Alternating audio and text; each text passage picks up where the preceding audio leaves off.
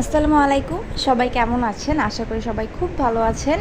এখন আমের সিজন চলে এসেছে, আর আমের আচার না দিলে কি হয়? আর আমাদের বাসায় অন্য কোনো আচার কেউ খুব একটা পছন্দ করে না, তাই মা সারা বছরের জন্য আমের আচার দিয়ে রাখে।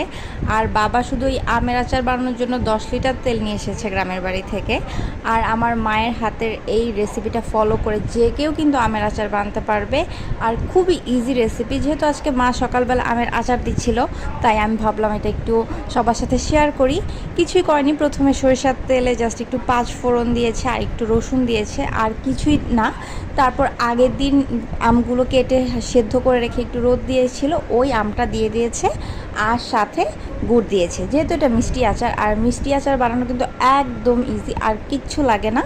আর আচার মানে তো ভিনিগার দিতেই হবে, আচারটা যেন অনেক দিন ভালো থাকে। আর মিষ্টি আচারটা ফ্রিজে রাখাই ভালো। আর এরপর টেস্ট অনুযায়ী লবণ, মরিচ গুঁড়ো আর সামান্য একটু হলুদ গুঁড়ো দিয়েছে। তারপরটাকে আবার ভালোভাবে মিক্স করে দিয়েছে। আর এরপর একটা সিক্রেট মশলা দিবে। আসলে সিক্রেট মশলা কিছুই না, জাস্ট 5 ফোড়নটাকে একটু তাওয়াতে টেলে নিয়ে মিক্সিতে গুঁড়া করে নিয়েছে। আর সাথে একটু লাল মরিচ দিয়েছিল, শুকনো মরিচ, যেটা চিলি ফ্লেক্স দিলেও হয়।